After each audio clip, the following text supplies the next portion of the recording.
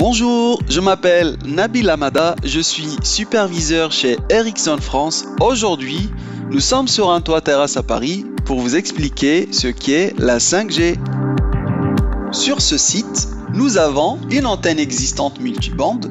C'est une antenne passive qui fait la 2G, la 3G et la 4G dans des bandes de fréquences différentes. Et aujourd'hui, nous sommes venus installer les antennes 5G. Sur cette partie du toit terrasse, il y a deux antennes 5G. Chaque antenne émettant sur un arc de 120 degrés, il est donc nécessaire d'en installer 3 pour couvrir correctement la zone à 360 degrés. L'antenne a une portée de quelques centaines de mètres en zone urbaine. L'antenne émet et est orientée de manière à diffuser sur un disque assez pincé et au-dessus du bâtiment sur lequel il est installé. La 5G que nous installons aujourd'hui est en mode NSA, non-standalone, ce qui signifie qu'elle s'ancre sur le réseau 4G existant et nous utilisons les bandes de fréquence 3,5 GHz. Une antenne 5G est en moyenne 3 fois plus petite qu'une antenne 4G. Elle est alimentée par un câble électrique et à l'intérieur se trouvent des modules radio. La 5G consiste à rajouter une bande de base 6630. Cette carte est reliée aux antennes 5G via des fibres optiques ainsi qu'au cœur de réseau distant, la partie transport.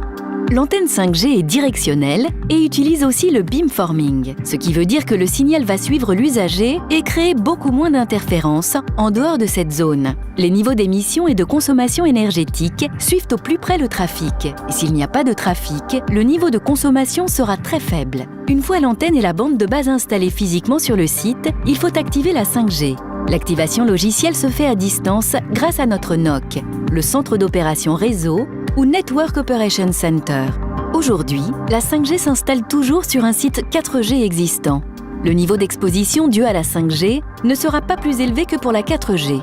Elle utilise des fréquences proches et aux caractéristiques similaires à celles utilisées par la 4G. Les seuils limites d'exposition définis au niveau international par l'ICN-IRP, International Commission on Non-Ionizing Radiation Protection, sont les mêmes que pour la 4G.